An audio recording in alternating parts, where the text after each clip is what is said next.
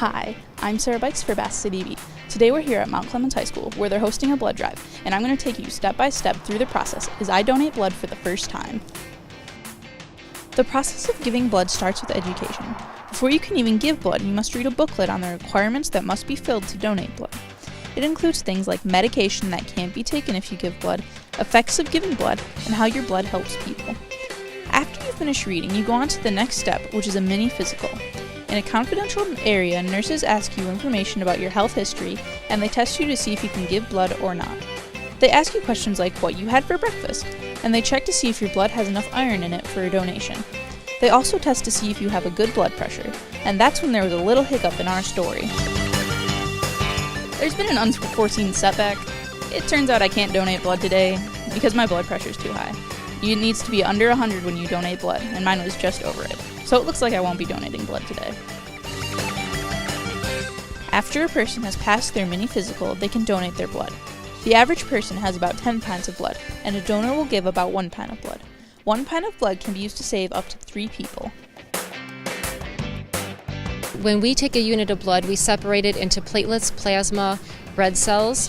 And so the red cells help patients in the hospital who need blood during surgeries. Platelets help the cancer patients specifically, and then plasma we can actually freeze for up to a year, but we use it a lot for burn victims. They have that loss of fluid, and so the plasma helps replenish fluids, get the nutrients back in their body, and help heal them. So multitude of ways. After the donation, a person will then go get refreshments to help replenish their body from what they lost during the donation.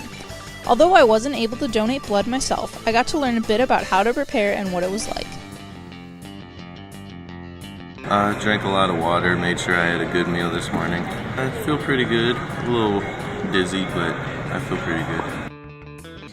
Every 2 seconds, a person in the United States needs blood. And although about 38% of the entire nation can donate blood, less than 10% actually do.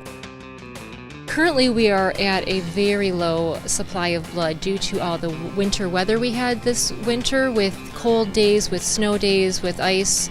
We had to cancel over 6,000 units worth of blood drives across the country because of the winter weather. So we are very much in a recovery stage right now. We need every single unit that we can get to recover from that loss of 6,000 units, and it's going to take us a while to build that blood supply back up.